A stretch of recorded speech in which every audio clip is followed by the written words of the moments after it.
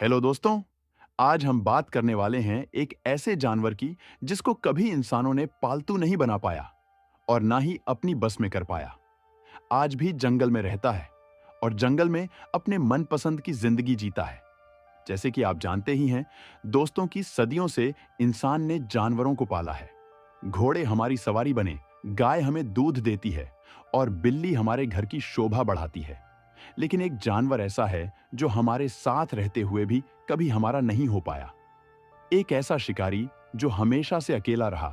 आज हम उसी जानवर की कहानी जानने वाले हैं जो कुत्तों का पूर्वज होने के बावजूद कभी इंसानों का पालतू क्यों नहीं बन पाया।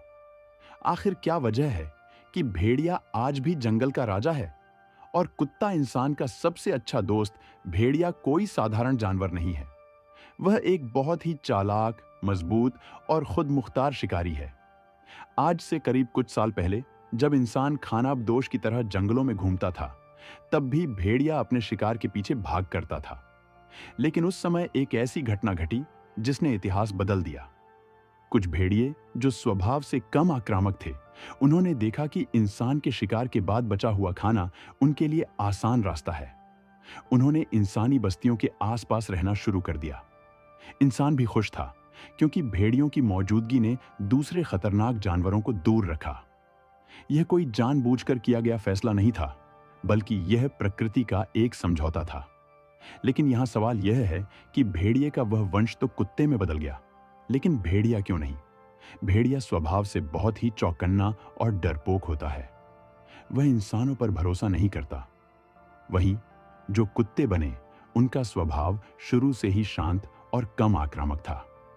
एक कुत्ते के लिए मालिक उसका नेता होता है, लेकिन एक भेड़िया कभी भी किसी इंसान को अपना सरदार नहीं मानता।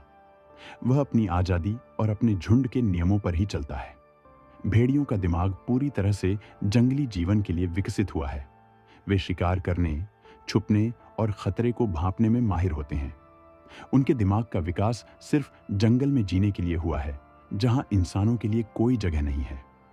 पैदा होने के बाद एक कुत्ता अपने जन्म के बाद कई महीनों तक इंसानों के साथ घुल मिल सकता है, जिसे हम सामाजिकता की अवधि कहते हैं। लेकिन एक भेड़िए के बच्चे के पास यह समय बहुत ही कम होता है। अगर आप उसे इस समय के बाद पालने की कोशिश करें, तो वह हमेशा जंगली ही रहेगा और वह कभी भी पूरी तरह से इंसानों के साथ सहज नहीं हो पाएगा। वैज्ञानिकों ने भेड़ियों को पालतू बनाने की खूब कोशिश की है।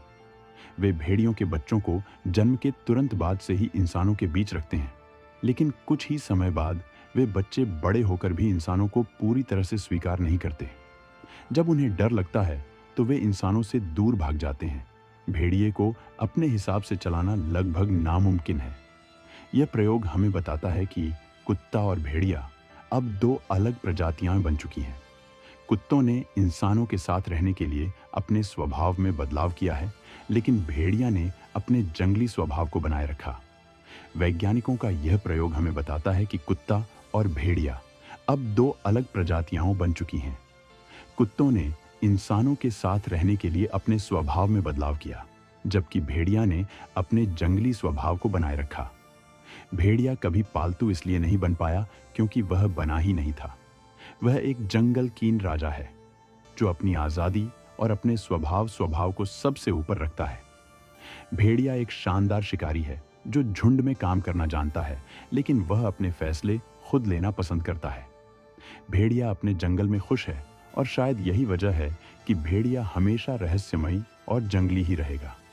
हेलो दोस्तों, अगर वीडियो पसंद आया तो लाइक सब्सक्राइब जरूर करें। धन्यवाद।